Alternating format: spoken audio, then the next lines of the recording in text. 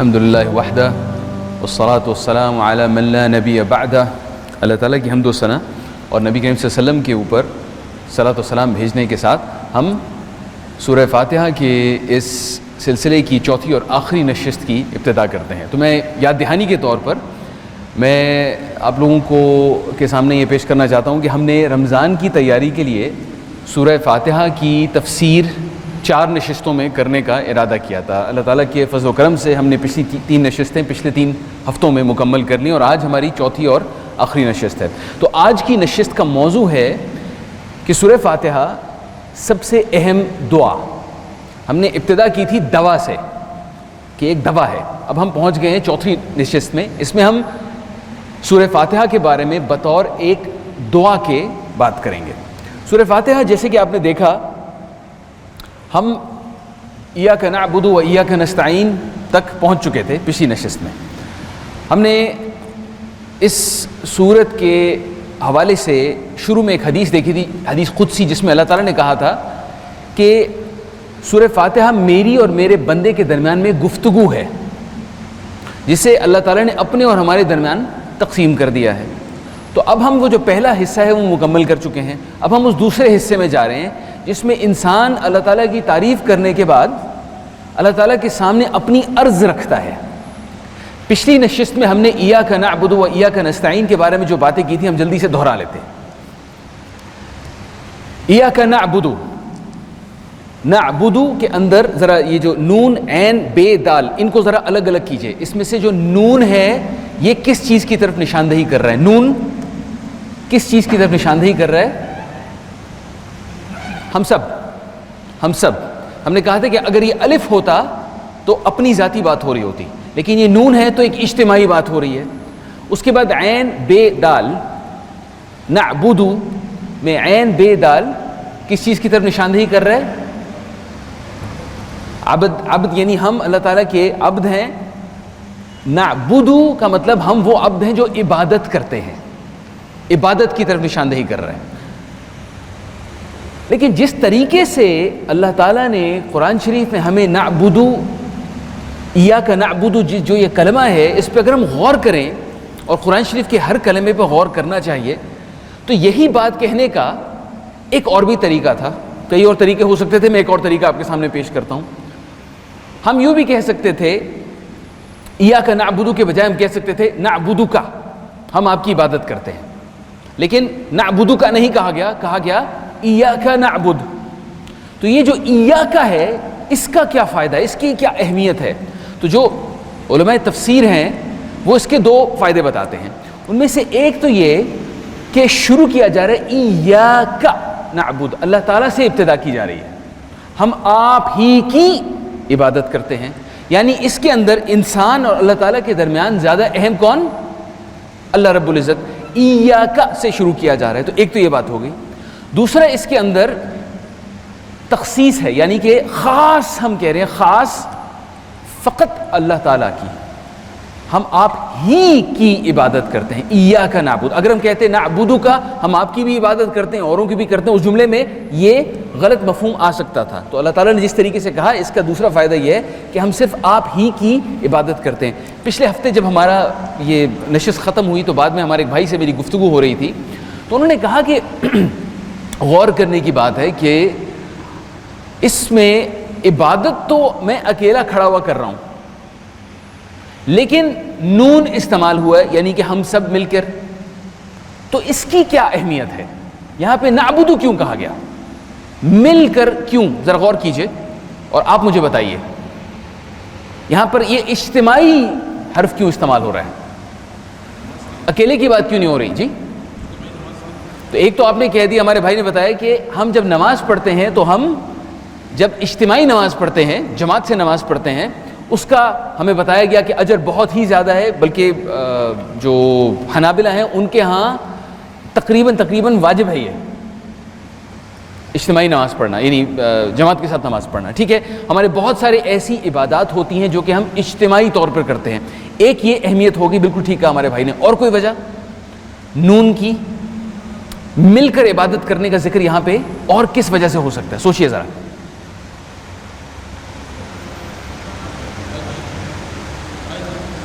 حج وہ بھی ایک عبادت ہے جو مل کر کی جاتی ہے. تو عبادت میں صرف وہ چیزیں ہی شامل نہیں جو کہ ہم اللہ تعالیٰ کے بتائے ہوئے ارکان کو پورا کرنے کے لیے کرتے ہیں، بلکہ عبادت میں وہ بہت سارے دوسرے اعمال بھی شامل ہیں جو کہ ہم روز مرہ زندگی میں کرتے ہیں، لیکن اگر ہم ان میں یہ نیت شامل کر لیں کہ ہم اللہ کی رضا کے لیے کر رہے ہیں تو وہ بھی عبادت میں شمار ہو جاتے ہیں. مثال کے طور پہ کھانا ہم نے ویسے بھی کھانا ہے، ہم بسم اللہ پڑھ کے اگر اس نیت سے کھانا کھاتے ہیں کہ میرے رب نے مجھے حکم دیا ہے کہ میں اس جسم کی، جو کہ اللہ تعالیٰ کی امانت ہے، میں اس جسم کا خیال رکھوں اور اس جسم سے نیک کام کرنے کے لیے مجھے توانائی کی ضرورت ہوگی، اس لیے میں یہ کھانا کھاؤں، یہ نیت بیچ میں شامل ہو جائے تو وہ کھانا بھی ایک طرح کی عبادت ہے. اور اگر یہ نیت شامل ہو جائے، آپ ذرا تصور کیجئے، تو آہستہ آہستہ ہم اپنی ذات کو اپنے ارد گرد موجود مسلمان معاشرے میں ضم کر لیتے ہیں. ہمیں محسوس ہوگا کہ جیسے میرے جسم کو توانائی کی ضرورت ہے، ایسے ہی میرے دوسرے بھائی کو بھی توانائی کی ضرورت ہے، اور ہمارے تمام اعمال کے اندر وہ اجتماعی عبادت شامل ہو جاتی ہے. حتیٰ کہ مدینہ کے بارے میں جو وہ سنہرے واقعات، جو سہانا ایک ہمارے ذہن میں منظر پیدا ہوتا ہے جب ہم صحابہ کرام کی زندگی کو دیکھتے ہیں، اس منظر میں یہ ایک انتہائی اہم عنصر ہے کہ صحابہ کرام ایک دوسرے کا بھی خیال رکھتے تھے، کیونکہ وہ اجتماعی طور پر مسلمان تھے. مسلمان اکیلا نہیں ہوتا. نبی کریم صلی اللہ علیہ وسلم کی ایک حدیث ہے کہ اکیلی بھیڑوں کا ریوڑ ہے نا، جو اس میں جو اکیلی بھیڑ ہوتی ہے اس کو بھیڑیا لے جاتا ہے. ہمارے ہاں بھی ایک بھیڑیا ہے شیطان کے نام سے، وہ شیطان طاق میں ہے. جو بھیڑیا اکیلا ہوگا، ہماری اس اجتماعی معاشرے سے الگ ہوگا، اکیلے سب کچھ کرنے کی کوشش کرے گا، تو اس کے ساتھ بھی یہی ہو سکتا ہے، شیطان اسے اچک کر لے جائے. اجتماعیت کی اتنی زیادہ اہمیت ہے، تو اتنی زیادہ کہ اللہ تعالیٰ نے ہمیں قرآن شریف میں سورہ فاتحہ میں نون اجتماعی استعمال کیا. ایسے ہی اللہ تعالیٰ قرآن شریف میں کہتے ہیں سورۃ الانبیاء میں، ان هذه امتکم امۃ واحدہ وانا ربکم فاعبدون. یہ جو تمہاری امت ہے یہ ایک امت ہے، تم سب ایک ہو. اللہ تعالیٰ کی نظر میں ہم سب ایک ہیں.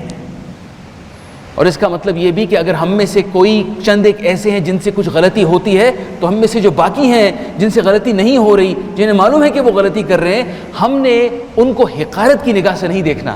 ہم نے انہیں اپنے ہی جسم کے ایک ایسے حصے کے طور پہ دیکھنا ہے جس میں کوئی مرض آ گیا ہے، اور ہمارا کام ہے کہ ہم اس مرض کو دور کرنے کے لیے کوشش کریں. ہم بہت سارے اور ہمارا معبود ایک. ایاک نعبد و ایاک نستعین. علامہ ابن القیم نے اس آیت کی تفسیر لکھنی شروع کی. وہ تفسیر لکھتے گئے، انہوں نے 3 جلدیں لکھ ڈالی اس آیت کی تفسیر کے اوپر، حتیٰ کہ وہ 3 جلدیں ایک الگ کتاب کے طور پر موجود ہے. اس کتاب کا نام ہے مدارج السالکین. آپ میں سے چند ایک لوگوں نے شاید اس کا نام سنا ہو، مدارج السالکین. مدارج السالکین کا مفہوم کچھ یوں ہے کہ وہ درجے جو اللہ کے قریب آنے والے لوگ جو کوشش میں ہوتے ہیں کہ اللہ کے قریب آئیں، وہ ایاک نعبد سے لے کر ایاک نستعین تک کون سے درجوں سے گزرتے ہیں. مدارج السالکین، اس رستے کے لوگوں کے درجے، مدارج السالکین. تو یہ جو ایاک نعبد سے شروع ہوتا ہے عبادت سے، اور ایاک نستعین اللہ سے مدد مانگنے پر وہ درجے ختم ہوتے ہیں. اس میں عبادت والے درجے کے اوپر انسان سے اللہ تعالیٰ کی کیا توقع ہے؟ اس اہم سوال کا جواب ہم نے ایک دفعہ دیا تھا. ہم نے کہا تھا کہ عبادت کے اندر 3 چیزیں شامل ہیں. اگر ہم عبادت کرنے کے لیے کھڑے ہوتے ہیں تو اپنے آپ کو ٹٹولنا پڑتا ہے، میرے اندر یہ 3 چیزیں ہیں یا نہیں ہیں. سب سے پہلی چیز ہے محبت. جس کی عبادت کر رہے ہیں اس سے محبت، اللہ رب العزت سے محبت، دل میں وہ محبت محسوس ہونی چاہیے. دوسری چیز ہے خوف. اچھا، یہاں پر ایک لمحہ فکری ہے، جس سے محبت ہوتی ہے عام طور پر اس سے خوف نہیں ہوتا، اور جس کا خوف ہوتا ہے عام طور پر اس سے محبت نہیں ہوتی. یہ خاص اللہ رب العزت کی بات ہو رہی ہے جس سے محبت بھی ہے اور خوف بھی ہے. اسی کو کہتے ہیں خشیت. اللہ تعالیٰ کی خشیت دل میں محسوس کرنا، محبت بھی ہے اور خوف بھی ہے. اور ایک تیسری چیز بھی شامل ہے، امید.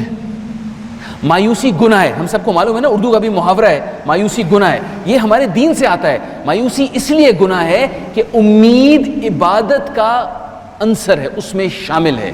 عبادت کرتے ہوئے ہمارے دل میں امید آتی ہے، چاہے میرے کتنی بھی بڑی غلطیاں ہوں، مجھے پھر بھی اپنے اللہ سے امید ہے. چاہے میں نے کتنا بھی بڑی بڑا گناہ کر لیا، مجھے پھر بھی اپنے اللہ سے امید ہے، کیونکہ جب میں عبادت کے لیے کھڑا ہوتا ہوں اس عبادت میں شامل ہے وہ امید۔ ان 3 چیزوں کے لیے ضروری ہے کہ انسان اپنے آپ کو اللہ تعالیٰ کے سامنے منکسر کر دے، نیچے کر دے۔ اس انکساری سے کو رد کرنے پر ابلیس شیطان بن گیا، اس نے وہ انکساری نہیں کرنی چاہیے۔ اس نے کہا کہ اے میرے رب، تو نے مجھے آگ سے پیدا کیا اور تو نے اسے مٹی سے پیدا کیا۔ اپنی دانش میں اس نے کہا کہ آگ مٹی سے برتر ہے، اس لیے اس میں غرور تکبر آ گیا اور اللہ تعالیٰ نے اس کو نکال دیا اور وہ ہمیشہ کے لیے مردود ہو گیا۔ اچھا جی، عبادت کی شرائط کیا ہیں؟ جلدی جلدی سے ہم دہرا رہے ہیں تو جلدی جلدی سے اس کو مکمل کرتے ہیں۔ عبادت کی 2 شرائط ہیں۔ سب سے پہلے اخلاص، یعنی صرف اللہ تعالیٰ کے لیے کیا جائے۔ یہ بات آپ کو اچھی طرح معلوم ہے کہ اگر ایک عبادت کی جاتی ہے اور انسان دوسرے انسان کے بارے میں یہ نہیں کہہ سکتا کہ وہ عبادت کس مقصد سے کر رہا ہے۔ اگر میں کہیں داخل ہوں، میں دیکھوں ماشاءاللہ آپ نماز پڑھ رہے ہیں اور میں نماز پڑھتے ہوئے آپ کو دیکھوں اور میں کہوں کہ بھائی کیا زبردست آدمی ہے، کتنا اللہ تعالیٰ کے قریب ہوگا، آپ کے دل میں جو کچھ ہے وہ آپ جانتے ہیں، اللہ تعالیٰ جانتے ہیں۔ آپ نے روزہ رکھا ہوا ہے، اگر آپ حج کے لیے جا رہے ہیں، عمرے کے لیے جا رہے ہیں، کوئی عبادت آپ کرتے ہیں، وہ آپ کے اور اللہ تعالیٰ کے درمیان ہے، وہ جانتا ہے کہ اخلاص ہے یا نہیں ہے۔ اگر اخلاص ہے تو یہ شرط پوری ہو رہی ہے، اگر اخلاص نہیں ہے تو یہ شرط پوری نہیں ہو رہی۔ یہ ایک شرط ہے۔ دوسری شرط کہ عبادت، خاص طور پہ وہ جو 5 ارکان والی عبادتیں ہیں، وہ صرف اس طریقے سے کی جا سکتی ہیں جس طریقے کا اللہ کے نبی صلی اللہ علیہ وسلم نے ہمیں بتایا۔ ہم اپنی طرف سے نئی نئی عبادتیں ایجاد نہیں کر سکتے، ہمیں اس کی اجازت نہیں ہے۔ میں اپنی طرف سے نہیں کہہ سکتا کہ فجر کی نماز میں 2 رکعت کے بجائے 3 رکعت پڑھوں، مجھے 2 رکعت ہی پڑھنی ہے۔ میں اسی طریقے سے رمضان کے روزے اجتماعی طور پر چاند دیکھ کر رکھے جاتے ہیں اور چاند پر روکے جاتے ہیں، اور میں کہوں یار مجھے تو اتنا جناب جذبہ ہے اسلام کا، میں عید کے دن بھی روزہ رکھوں گا، وہ بہت سخت گناہ ہے، کیونکہ جو طریقہ اللہ کے نبی صلی اللہ علیہ وسلم نے بتایا اس پہ عمل کرنا ہے۔ انہوں نے جس حد کے اندر رکھا اس کے اندر ہمیں رکھنا ہے۔ تو اسے ایک فقہ کے اندر ایک قاعدہ ہوتا ہے، الاصل فی الاشیاء الاباحہ، میں نے ترجمہ بھی سامنے آپ کی رکھ دیا ہے، والاصل فی العبادۃ التحریم۔ مقصد یہ ہے کہ دنیاوی معاملات میں ہمیں سب کچھ کرنے کی اجازت ہے سوائے چند چیزوں کے جن سے اللہ تعالیٰ نے منع کیا ہے، جو مرضی کریں سوائے چند چیزوں کے جن سے اللہ تعالیٰ نے منع کیا ہے۔ اور عبادت میں کچھ کرنے کی اجازت نہیں ہے سوائے ان چیزوں کے جو کہ اللہ تعالیٰ نے بتائی ہیں۔ یہ فرق واضح ہے نا؟ ہم نے عبادت اور دنیاوی معاملات کو الگ الگ کر دیا ہے۔ دنیاوی معاملات میں جو مرضی کیجیے سوائے ان چیزوں کے جن کے ارد گرد حد ڈال دی۔ عبادت میں کچھ نہیں کر سکتے سوائے وہ طریقہ جو کہ اللہ تعالیٰ کے نبی نے ہمیں سکھایا ہے۔ اچھا، اس پر ایک چھوٹا سا واقعہ ہے۔ کچھ صحابہ کرام نبی کے کے پاس آئے، یہ صحیح مسلم میں حدیث آتی ہے، انہوں نے کہا کہ ہم پر ہمارے جو ایسے صحابہ کرام ہیں جن کے پاس پیسہ ہے، صحابہ کرام مہاجر آئے تھے مدینہ، ان کے پاس پیسے نہیں تھے، جو انصار جن کے پاس پیسے تھے وہ خرچ کیا کرتے تھے اللہ کی راہ میں۔ تو یہ لوگ مہاجر جو تھے مکہ میں ان کے پاس پیسے تھے، یہاں پر نہیں تھے، ان کے دل میں یہ ایک غم طاری ہوتا تھا کہ میرے پاس بھی پیسوں میں بھی اللہ کی راہ میں خرچ کروں۔ تو انہوں نے اللہ کے نبی صلی اللہ علیہ وسلم سے کہا کہ ہمارے بھائی ہیں وہ اللہ کی راہ میں خرچ کرتے ہیں، انہیں اس صدقہ کا بڑا انہیں اجر ملتا ہے، تو ہمارا دل چاہتا ہے کہ ہمارے پاس بھی ہوں اور ہم بھی صدقے کا اجر حاصل کریں۔ تو اللہ کے نبی صلی اللہ علیہ وسلم نے فرمایا کہ بھائی تم جو بھی کام کرو اگر اس میں اللہ کی رضا اپنی نیت میں شامل کر لو تو تمہارے لیے وہ صدقہ بن جائے گا، حتیٰ کہ تم اپنے بھائی کی طرف مسکرا کر بھی دیکھو اور اس مسکراہٹ میں، اس تبسم میں تم یہ نیت شامل کر لو کہ یہ نبی کی سنت ہے، تو وہ بھی تمہارے لیے ایک صدقے کا باعث ہوگا۔ یہ تھا ایاک نعبد، ابھی تک عبادت کی بات ہو رہی تھی۔ اب ہم جلدی سے نستعین کی بات کر لیتے ہیں، اللہ تعالیٰ سے مدد مانگنا۔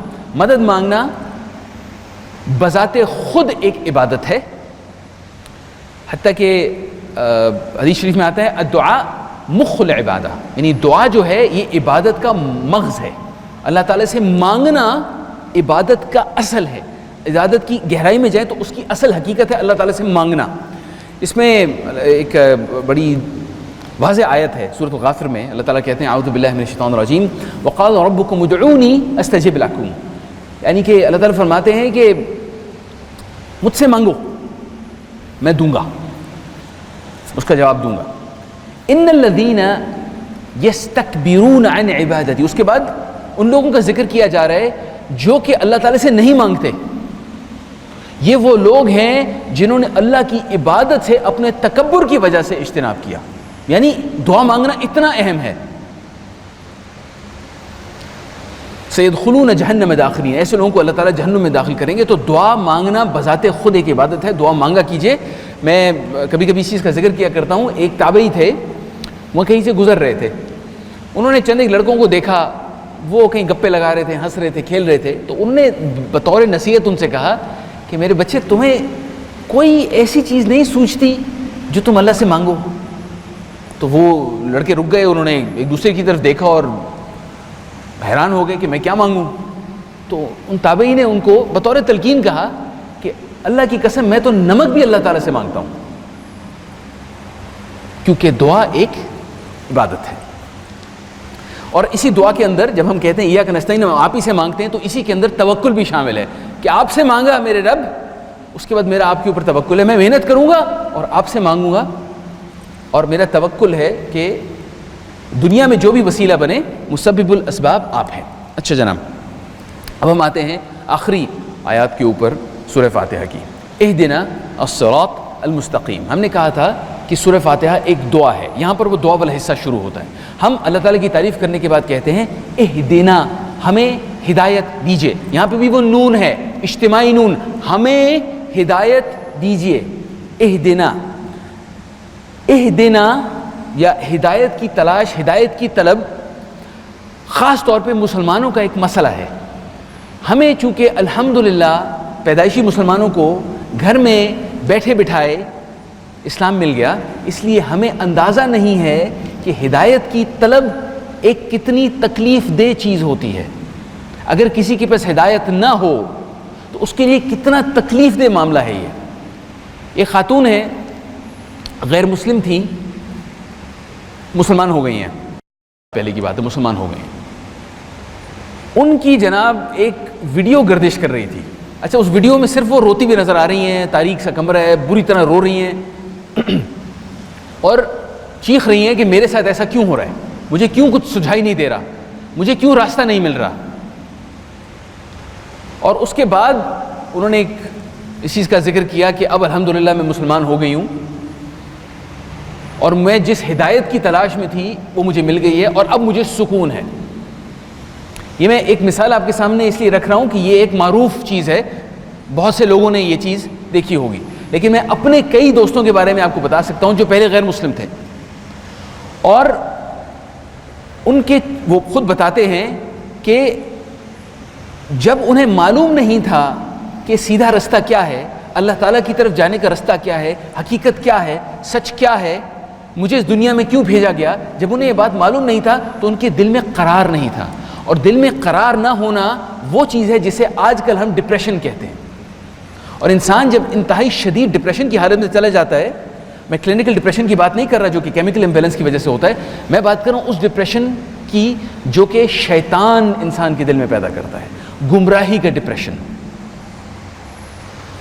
نبی کریم صلی اللہ علیہ وسلم کے سامنے جب حضرت جبریل علیہ السلام تشریف لائے، ان کو ہدایت کا ایک ذائقہ ملا.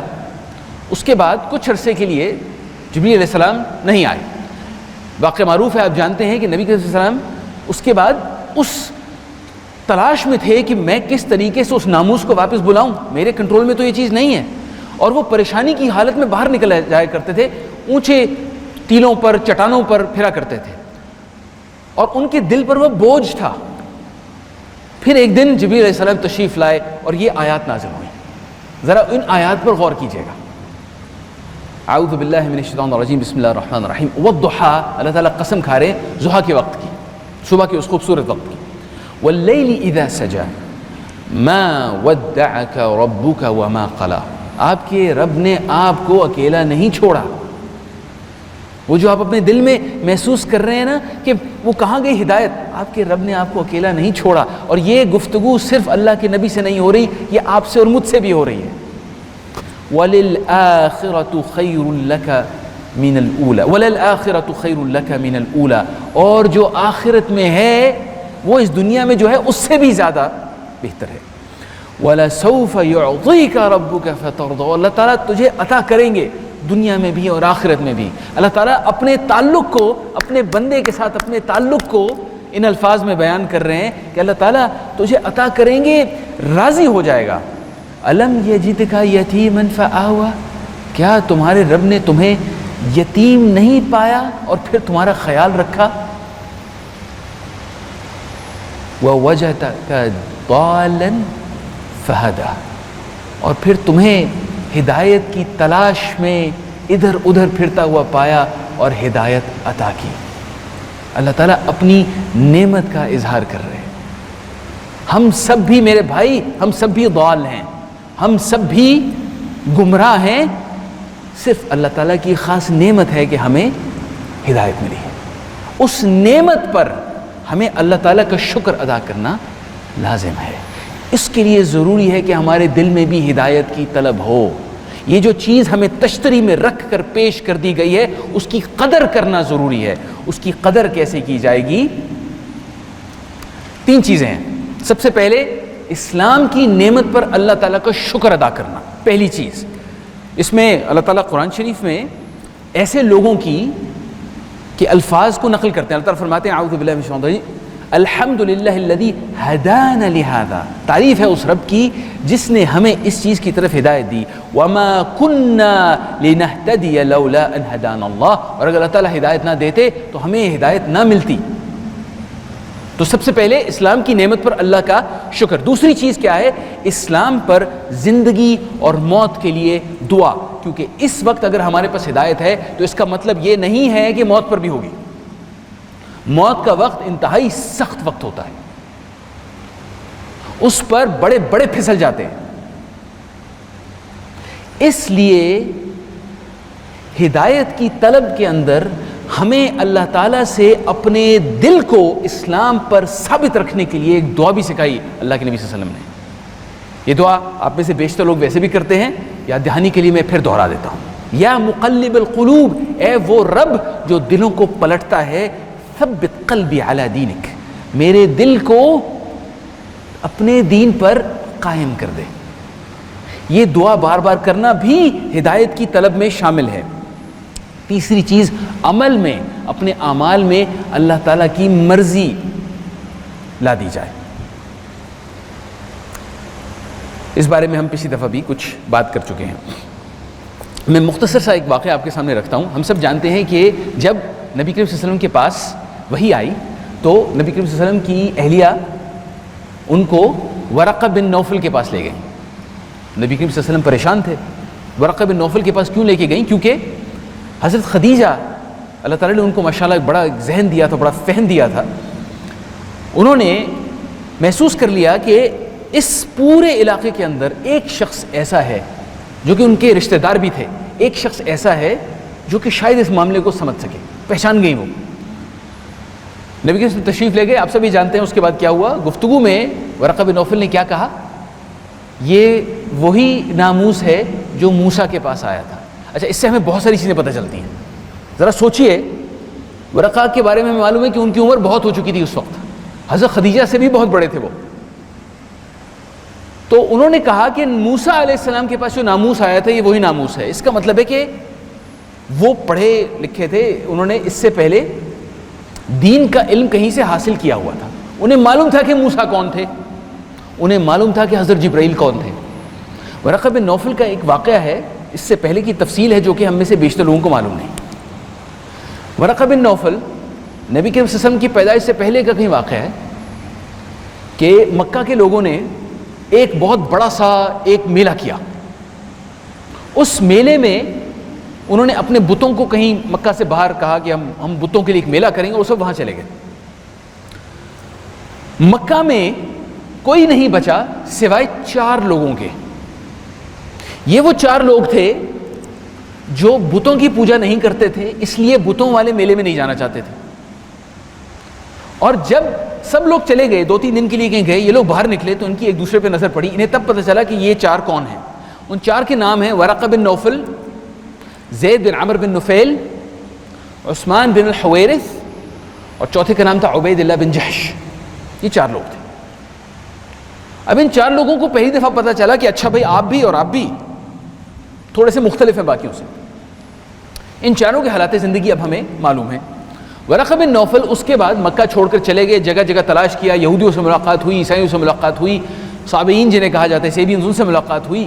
آخر میں ان کا دل اس پر قرار کر گیا کہ دین ابراہیمی پر عمل کرنے کے لیے عہد عتیق اور عہد جدید یعنی بائبل کی اولڈ ٹیسٹمنٹ اور نیو ٹیسٹمنٹ وہ انہوں نے سیکھی, اور عبرانی زبان اور ارامی زبان, ارامی یعنی ایرامیک, وہ سیکھی اور واپس مکہ تشریف لے آئے جو ان کا وطن تھا.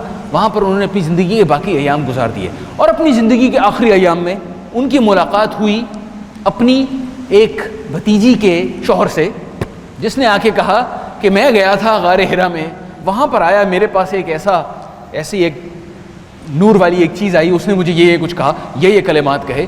اور اب ذرا سوچئے ورقہ بن نوفل کے ذہن سے کیا گزر رہا تھا. تب انہوں نے یہ کہا کہ اگر میں زندہ رہا تو جب تمہاری قوم تمہیں نکال دے گی تو میں تمہاری زبردست مدد کروں گا. اور نبی کریم صلی اللہ علیہ وسلم جنہیں تمام بیک گراؤنڈ نہیں معلوم تھا, انہوں نے کہا کہ میری قوم مجھے نکال دے گی, مطلب میں تو بڑا محبوب ہوں اپنی قوم میں, وہ مجھے کیوں نکال دیں گے. ورقہ بن نوفل کو وہ تمام بیک گراؤنڈ معلوم تھا جو اس سے پہلے والے تمام انبیاء اور رسل پر گزر چکا تھا. انہیں یہ اس لیے معلوم تھا کہ ان کے دل میں ہدایت کی طلب تھی, وہ اللہ تعالیٰ سے سیدھا رستہ مانگتے تھے. اس کے لیے انہوں نے مختلف علاقوں کا سفر کیا. نبی کریم صلی اللہ علیہ وسلم کو بھی ہدایت کی طلب تھی, وہ مکہ میں خوش نہیں رہتے تھے تو اس لیے مکہ سے باہر چلے جاتے تھے ہدایت کی تلاش میں, اللہ تعالیٰ سے ڈائریکٹ رابطہ کرنے کی کوشش کرتے تھے کہ مجھے بتائیے. اور چنا ہوا تھا اللہ تعالیٰ نے نبی کریم صلی اللہ علیہ وسلم کو, اس لیے ان کے پاس جب ہدایت آئی ورقہ بن نوفل نے پہچان لیا کہ بھائی یہ تو چراغ تلے اندھیرا, یہ تو میں جس چیز کی تلاش میں تھا وہ تو یہاں پہ میرے گھر میں آ گئی. لیکن خیر اللہ تعالیٰ کی حکمت اس کے اندر کچھ ایسی تھی کہ ورقہ بن نوفل کی اس کے بعد وفات پیدا ہو گئی. آپ یہاں پہ نوٹس کیجئے کہ میں نے ورقہ کے ساتھ رضی اللہ تعالیٰ عنہ لکھا ہے, کیونکہ ایک صحابی کی تعریف ہے, ایک ایسا شخص جس نے ایمان کی حالت میں نبی کریم صلی اللہ علیہ وسلم سے ملاقات کی ہو اور ایمان کی حالت میں اس کو موت آئی ہو. یہ تعریف حضرت ورقہ بن نوفل رضی اللہ تعالیٰ عنہ پر پوری اترتی ہے. ہدایت کی تلاش اور اس کی طلب پر جو جتن ان کو کرنے پڑے تھے وہ ہمیں نہیں کرنے پڑے. لیکن ہمارے لیے ہمارے سامنے کچھ اور مختلف قسم کے مسائل ہیں, ہمارے ارد گرد کچھ اور قسم کے فتنے ہیں جن کی وجہ سے ہمارے لیے بھی ضروری ہے کہ اہدنا الصراط المستقیم کی دعا کرتے وقت خلوص دل سے اللہ تعالیٰ سے مانگیں, کیونکہ ہمارے ارد گرد بھی ہر قسم کا فلسفہ ہے میرے بھائی, میرے عزیزوں, ہمارے ارد گرد بھی ہر قسم کی نئے فتنے جنم لے رہے ہیں. فلسفوں کی اس بھرمار میں ہم اللہ تعالیٰ سے مانگتے ہیں وہ رستہ جو استقامت کا رستہ ہو, زندگی کے ہر شعبے میں وہ طریقہ جو اللہ تعالیٰ کو پسند ہو. میں نے آپ سے 4 لوگوں کا ذکر کیا تھا جنہوں نے مکہ میں ایک دوسرے کو پایا. ایک ورقہ بن نوفل تھے, میں نے دوسرے جن کا ذکر کیا تھا ان کا نام تھا زید بن عمرو بن نفیل. انہوں نے بھی ورقہ کی طرح عرب کی خاک چھان ماری, کیونکہ نبی کریم صلی اللہ علیہ وسلم اس وقت تک انہیں نبوت نہیں ملی تھی. زید بن عمرو بن نفیل مختلف علاقوں میں گئے, ان کی بھی یہودیوں سے عیسائیوں سے ملاقات ہوئی. آخر میں انہوں نے یہودیوں کو کہا کہ تم لوگ بھی تحریف کر چکے ہو اللہ کی کتاب میں. عیسائیوں کو کہا کہ تم لوگ بھی اپنے علم کو پیچھے چھوڑ کر تم لوگ اپنی حرکتیں کرتے رہتے ہو, تو اس لیے میں تو دین ابراہیمی پر ہی زندگی گزاروں گا. اور دین ابراہیمی کے بارے میں انہیں جو تھوڑی بہت باتیں معلوم تھیں وہ انہوں نے اپنے عمل میں لانے کی کوشش کی اور اللہ تعالیٰ سے اس طریقے سے مانگتے رہتے تھے. مکہ میں واپس آ گئے. ہمیں ان کے بارے میں ایک اور اہم بات معلوم ہے. زید بن عمرو بن نفیل جب کبھی دیکھتے تھے کوئی شخص اس کے گھر میں بچی پیدا ہوتی تھی اور وہ اس کو مارنے کا سوچتا تھا. اچھا سب عرب ایسا نہیں کرتے تھے, صرف چند ایک کرتے تھے, لیکن جو کرتے تھے بڑے بدبخت تھے. جب کوئی ایسا کرنے کا سوچتا تھا زید بن عمرو بن نفیل ان کے گھر پہنچ جاتے تھے اور کہتے تھے کہ دیکھو تم ایسا نہ کرو, تم اپنی بچی کو زندہ درگور نہ کرو, تم مجھے دے دو, میں اسے اپنی بچی بنا کے پالوں گا. تو اس طریقے سے بچیاں ان کے گھر میں آتی تھیں, وہ اپنے خرچے سے ان کو جوان کرتے تھے, ان کی شادی کروا دیتے تھے. تو ایک روایت کے مطابق 800 بچیاں ان کے گھر سے گزری, جوان ہوئیں, ان کی انہوں نے شادی کروائی. آپ ذرا تصور کیجئے نبی کریم صلی اللہ علیہ وسلم نے ہمیں بتایا ہے کہ 3 بلکہ 2 بچیاں بھی کسی نے اگر ہدایت کے تحت یعنی ان کی اچھی تربیت کی اور ان کو جوان کیا تو وہ جنت میں چلا گیا. 2 کا ذکر اللہ کے نبی صلی اللہ علیہ وسلم نے ہمیں کہا ہے. اور صحابہ نے کرام نے پوچھا ایک بھی، انہوں نے کہا ایک بھی، یعنی ایک بھی. اب تصور کیجئے 1 2 کہاں، 3 کہاں، 800 کہاں. تو زید بن عمرو بن نفیل کے صاحبزادے، کسی کو معلوم ہے ان کا نام کیا تھا؟ زید بن عمرو بن نفیل کی ملاقات نبی کریم صلی اللہ علیہ وسلم کے ساتھ ہوئی تھی اور نبوت سے پہلے ہوئی تھی. اور اللہ کے نبی صلی اللہ علیہ وسلم نے ایک دن جا کر ان سے پوچھا کہ چچا جان، یہ آپ کا اور آپ کی قوم کا معاملہ کیا ہے؟ تو انہوں نے بتایا کہ اصل میں میں بتوں کی پوجا نہیں کرتا. نبی صلی اللہ علیہ وسلم نے کہا کہ اچھا وہ تو میں بھی نہیں کرتا. تو انہیں نبی صلی اللہ علیہ وسلم کو زید بن عمرو بن نفیل میں ایک ایسا شخص ملا جن سے ان کو دل کو ڈھارس بندھی، اور ان کے صاحبزادے کا نام تھا حضرت سعید بن زید رضی اللہ تعالی عنہ. اور اگر آپ کو ان کے بارے میں نہیں معلوم، اللہ تعالیٰ نے موقع دیا تو کسی وقت ہم صحابہ کرام کی حالات زندگی کے اندر ان کا ذکر کریں گے. یہ 10 مبشرہ میں سے ایک تھے، وہ 10 جنہیں جنت کی بشارت دی گئی، ان کے صاحبزادے تھے حضرت سعید بن زید. تو ایک دن حضرت سعید بن زید نبی کریم کے پاس آئے اور انہوں نے کہا کہ میرے والد کا کیا بنے گا، وہ تو آپ کو نبوت ملنے سے پہلے ہی فوت ہو گئے. تو نبی کریم نے فرمایا، اللہ تعالیٰ نے ان کو یہ بتایا، انہوں نے فرمایا کہ قیامت کے دن اللہ تعالیٰ مختلف انبیاء کو اپنی امت کے ساتھ کھڑا کریں گے اور زید بن عمرو بن نفیل اکیلا ایک امت ہوگا. جب نبی کے معراج پر تشریف لے گئے تو انہوں نے واپس آ کر حضرت سعید کو بتایا کہ اللہ تعالیٰ نے تمہارے والد کو 1 نہیں 2 باغ دیے ہیں. اب 2 باغ کا کیا مطلب ہے ہم نہیں جانتے، ہمیں صرف یہ معلوم ہے کہ اللہ تعالیٰ نے حضرت زید بن عمرو بن نفیل کو خوش کر دیا، اس لیے کہ وہ اس حالت میں بھی جب ان کے ارد گرد گندگی تھی، جب ان کے ارد گرد گمراہی تھی، وہ اس حالت میں بھی ہدایت کی تلاش میں تھے اور اپنی استطاعت کے مطابق انہوں نے وہ سب کچھ کیا جو ہدایت کی تلاش میں کیا جا سکتا تھا. تو آپ کے لیے بھی، میرے لیے بھی، میرے بھائیوں، میرے عزیزوں، ہمارے لیے بھی یہ ضروری ہے کہ ہم اپنے ارد گرد بھی الحمدللہ اللہ کا شکر ہے کہ ہم مسلمانوں میں رہتے ہیں اور اس پر ہم جتنا شکر ادا کریں وہ کم ہے. لیکن ٹی وی اور سوشل میڈیا اور اس طرح کی چیزوں کی بھرمار کی وجہ سے جب کبھی بھی ہمارے ارد گرد ہمیں گمراہی محسوس ہو، یاد رکھیے گا ہم دن میں 17 مرتبہ اللہ تعالیٰ سے یہ دعا کرتے ہیں اہدنا الصراط المستقیم. وہ دعا دل سے کیجیے. جب کہیں گے نا اہدنا الصراط المستقیم، دل سے آواز نکلنی چاہیے، میرے رب مجھے سیدھا رستہ دکھا. مجھے سیدھا رستہ، سیدھا تو اردو میں ترجمہ ہے، اصل میں جو عربی میں لفظ ہے وہ ہے مستقیم، استقامت والا رستہ. استقامت کا مطلب ہوتا ہے طلب القیامہ، یعنی کہ جس کے اندر سیدھا قائم رہنے کی طلب ہو، وہ رستہ جس کے اندر بالکل انسان سیدھا قائم ہو جائے، یہ ہے وہ رستہ. اب یہ رستہ آسان نہیں ہے، یہ رستہ آسان نہیں ہے. اس رستے میں ہمارے سامنے مختلف قسم کی رکاوٹیں آتی ہیں، ماضی میں بھی آتی رہی ہیں، مستقبل میں بھی آتی رہیں گی. ان رکاوٹوں کو اللہ تعالیٰ آسان کرتے ہیں. یہ دعا ہے، اس دعا کی وجہ سے اللہ تعالیٰ ان رکاوٹوں کو آسان کرتے ہیں. اب وہ رستہ کیسا ہے، اللہ تعالیٰ نے خود اس کی تعریف کی، وضاحت کر کے ہمیں بتایا کہ اے انسان تجھے معلوم ہے کہ تجھ سے پہلے گزری ہوئی قوموں نے کیا کیا کچھ کیا. تو نے تاریخ پڑھی ہے، تجھے تاریخ معلوم ہے، نہیں معلوم تو معلوم کر.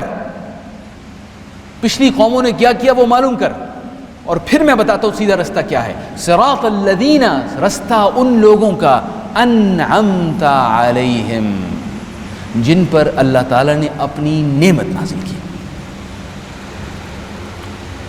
یہ پہلی قسم کا انسان. دوسری قسم کا انسان غیر المغضوب علیہم. تیسری قسم کا انسان ولا الضالین. 3 قسم کے انسان بتا دیے. پہلی وہ جن کے اوپر اللہ تعالیٰ نے اپنی نعمت نازل کی، حضرت آدم سے لے کر اب تک، بلکہ ابد تک، قیامت کے دن تک ایسے لوگ ہوں گے جن کے اوپر اللہ تعالیٰ نے اپنی نعمت نازل کی. کون سی نعمت کی بات ہو رہی ہے؟ یہ ہدایت کی نعمت، اسلام کی نعمت، صراط المستقیم کی نعمت. یہ وہ لوگ ہیں جنہیں اللہ تعالیٰ نے سیدھا رستہ دکھایا اور انہوں نے اپنی زندگی اس میں گزار دی اور ان پر اپنی وہ نعمت نازل کی جو آخرت میں ملے گی. یہ ہو گئے پہلی قسم کے انسان. یہ وہ لوگ ہیں جن کے پاس علم تھا اور وہ اس پر عمل کرتے تھے. یہ دو چیزیں ہیں, ان کو ذہن میں رکھیے گا, کیونکہ جو باقی دو قسم کے انسان ہیں ان میں ان دونوں میں سے کسی ایک چیز میں گڑبڑ ہو گئی. علم اور عمل دونوں چیزیں, یہ ہیں وہ جن کے اوپر نعمت نازل ہوئی. اس پر حضرت سلمان فارسی کا قصہ ہمارے سامنے ہے. ہم سب جانتے ہیں کہ حضرت سلمان فارسی فارس کے رہنے والے تھے, پرشیا, اور ان کے والد کو ان سے بڑی محبت تھی. انہوں نے بڑا سنبھال کے رکھا ہوا تھا, ان کو بڑا خیال سے رکھتے تھے. ایک دن وہ کہیں گئے, ان کے علاقے میں کچھ نیسٹورین عیسائی رہتے تھے. نیسٹورین یا ایرین عیسائی ایسے ہوتے ہیں جو اب بہت کم رہ گئے دنیا میں. یہ وہ ہیں جو حضرت عیسیٰ کو اللہ کا بیٹا نہیں کہتے. یہ حضرت عیسیٰ کے بارے میں یہ کہتے ہیں کہ وہ اللہ کے نبی تھے. عیسائی جو کہتے ہیں کہ حضرت عیسیٰ اللہ کے نبی تھے, انہیں نیسٹورینز بھی کہتے ہیں, اور ایک اور گروپ ہے ایرینز. اچھا, یہ لوگ, انہیں ملک روم سے بھاگنا پڑا تھا, کیونکہ روم میں وہ عیسائی تھے جو کہ حضرت عیسیٰ کو اللہ کا بیٹا کہتے تھے. تو یہ وہاں سے بھاگ کر فارس چلے گئے. فارس میں ان کے مسجدیں, کلیسا, اس طرح کے عبادت خانے تھے. حضرت سلمان وہاں سے گزر رہے تھے, انہوں نے دیکھا وہاں پر لوگ عبادت کر رہے ہیں. اچھا, وہ عبادت کس قسم کی کر رہے تھے؟ اس میں بھی سجدے اور رکوع, اس طرح کی کچھ چیزیں شامل تھیں. میرے پاس وقت اتنا نہیں, ورنہ میں اس کی تفصیل میں جاتا کہ مجھے کیسے معلوم ہے. کچھ عیسائی بھی رکوع اور سجدہ کرتے ہیں, اب تک کچھ ایسے عیسائی موجود ہیں, لیکن چونکہ ہمارا موضوع نہیں ہے اس لیے ہم اس طرف نہیں جا رہے. تو حضرت سلمان نے ان لوگوں کو دیکھا, انہوں نے کہا یہ تو بڑا خوبصورت طرز عبادت ہے, یہ کیا کرتے ہیں لوگ؟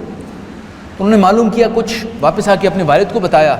ان کے والد نے کہا کہ تم تو گمراہ ہو جاؤ گے, ہم تو یہاں پر زرتشتی ہیں, یعنی ہم وہ آگ کی پوجا کرنے والا ہمارا مذہب ہے, تم گمراہ ہو جاؤ گے, تم ایسا کرو, تم آئندہ وہاں نہ جایا کرو. سختی سے بند کر دیا. خیر, حضرت سلمان کچھ عرصے تک تلاش میں رہے. انہوں نے کہا کہ یہ جو لوگ مجھے ملے ہیں نا, مجھے لگتا ہے کہ یہ ایسے لوگ ہیں کہ سیدھے رستے پہ یہی ہیں اور آخرت میں ان کی لیے بہتری ہوگی, تو میں معلوم کرنا چاہتا ہوں ان کے بارے میں. ان کے دل میں اتنی طلب تھی کہ انہوں نے پتہ کیا کہ ایسے لوگ اور کہاں ہوتے ہیں. میں فارس میں رہتے ہوئے تو ان کے پاس نہیں جا سکتا, اور کہاں جاؤں؟ تو انہیں کہیں اندر سے خبر ملی کہ ملک شام میں کچھ ایسے لوگ ہیں, وہاں پہ آپ جا سکتے ہیں. تو یہ اپنے گھر سے بھاگ کر ملک شام چلے گئے. ملک شام میں جس جگہ پہ وہ گئے, وہاں پر انہیں ایک پادری ملا. وہ پادری ذرا خراب قسم کا آدمی تھا, لوگوں کے پیسے کھا جاتا تھا. جب لوگ خیرات دیتے تھے تو وہ پیسے اپنے پاس کہیں دبا دیتا تھا. خیر, اس پادری کے پاس رہے, انہیں نظر آ گیا کہ یہ آدمی اللہ کا بندہ نہیں ہے. اور جب اس کی وفات ہوئی تو لوگ آئے اور لوگوں نے کہا اس کو دفن کرنے کے لیے ہمیں کو بڑا جشن کرنا چاہیے, کہ یہ تو بڑا اہم آدمی تھا. تو حضرت سلمان نے بتایا کہ نہیں, میں تمہیں بتاتا ہوں اس نے پیسے کہاں دبائے. لوگوں نے وہ کھودا, اندر سے وہ پیسے نکل آئے. تو انہیں پتہ چلا کہ یہ آدمی تو اصل میں ہمیں اوپر سے بناوٹی طور پہ, مصنوعی طور پہ کہتا تھا کہ میں بڑا کوئی عبادت گزار آدمی ہوں, حقیقت میں ایسا نہیں تھا. خیر, انہوں نے اس کی لاش کی بھی بے حرمتی کی. اس کے بعد انہوں نے اس کی جگہ ایک ایسا شخص لگایا جو کہ واقعی بڑا خدا ترس تھا. تو حضرت سلمان کو آخر میں ایک ایسا استاد مل گیا جن سے ان کو پتہ چلنا شروع ہوا کہ الذین انعمت علیہم کون ہیں, وہ لوگ جن پر اللہ تعالیٰ نے نعمت کی. انہوں نے علم حاصل کرنا شروع کیا. اس شخص کے پاس وہ رہے حتیٰ کہ اس کی موت کا وقت آ گیا. تو انہوں نے پوچھا اب میں کہاں جاؤں؟ انہوں نے کسی اور کا بتایا کہ مجھے ان تمام لوگوں میں اور کوئی مناسب نہیں لگتا سوائے اس کے پاس. وہاں چلے گئے, اس شخص کے پاس رہے. باقی واقعہ آپ کو معلوم ہے. اس شخص کے پاس کچھ عرصے تک رہے. اس شخص کی موت کا بھی وقت آ گیا. اس نے پوچھا اب میں کہاں جاؤں؟ انہوں نے کہا بھائی اب تو مجھے پوری دنیا میں کوئی نظر نہیں آ رہا جس کے پاس تم جاؤ.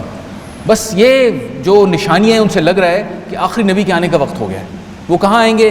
وہ آئیں گے جناب ایک عرب میں ایک جگہ ہے جہاں پہ کھجوروں کے باغ ہیں, وہاں چلے جاؤ. تو انہوں نے پتہ کیا. انہوں نے بتایا جی کھجوروں کے باغ خیبر میں ہوتے ہیں. تو انہیں کچھ عرب نظر آئے.